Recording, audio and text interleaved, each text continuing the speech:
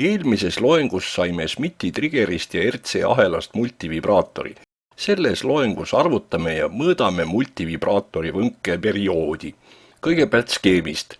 Tavaliselt joonistatakse multivibraatori skeem niiviisi kompaktsemalt.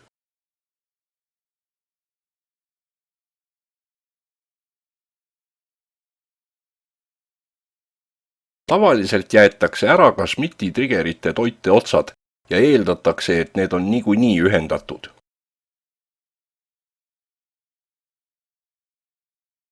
Seekord paneme skeemi elektrolüütkondensaatori 1 mikrofarad ja takisti 1 megaohm. Kohe selgub, miks just niisugused väärtused.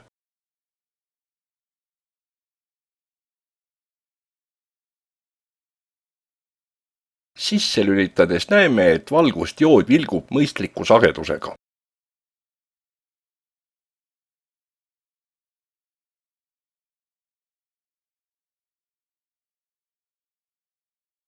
Võnkeperioodi ehk 2 impulsi vahelist aega saab arvutada niisuguse valemiga, kus U on toitepinge väärtus ja Ln tähendab naturaallogaritmi.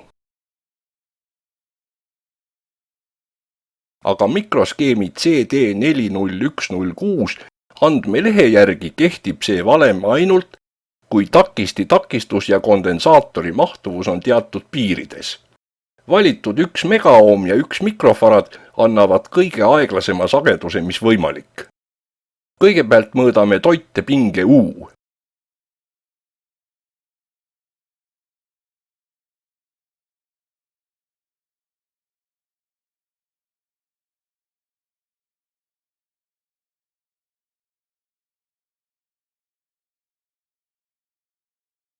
See on 6,24 volti.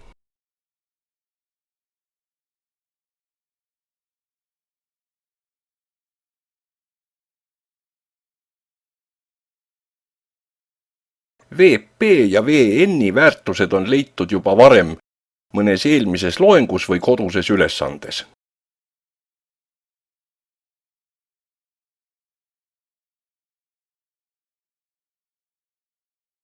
Kuidas mõõta nii lühikest võnkeperioodi? Tuleb lugeda ära, mitu korda vilgub valgustjood pikema aja jooksul. Mida pikem aeg, seda täpsem tulemus. 12 alates 10 sekundit. 1, 2, 3, 4, 5, 6, 7, 8, 9, 10, 11, 12, 13, 14, 15. Küll.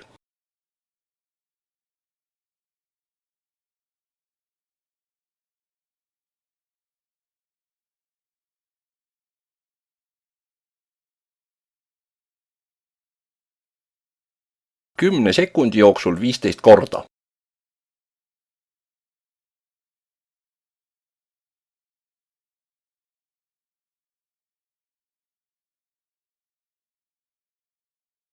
Mõõdetud võnkeperiood on 0,66666 sekundit. Ümardame ülespoole 0,67 sekundit.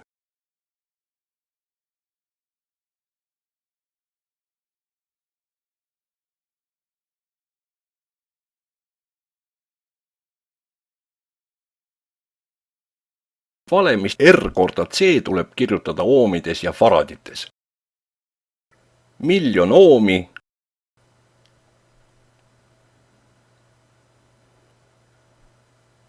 korda 5 nulli pärast koma ja 1 faradit võrdub 1 sekund.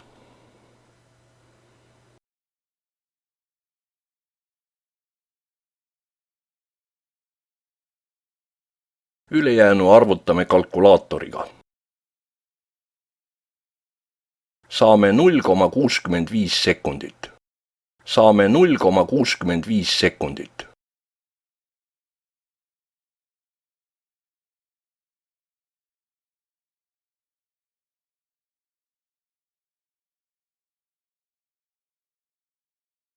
Täpsema tulemuse saamiseks tuleks takisti ja kondensaatori väärtused ära mõõta ning impulsse loendada pikema aja jooksul. Võnke sagedus on võnke perioodi pöördväärtus.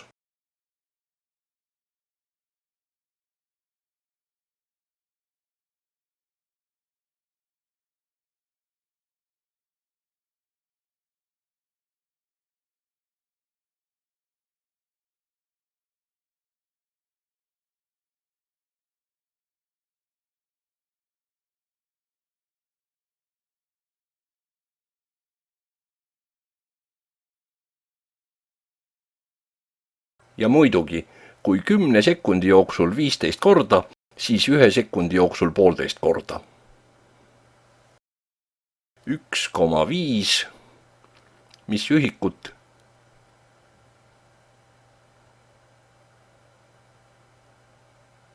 Hertsi.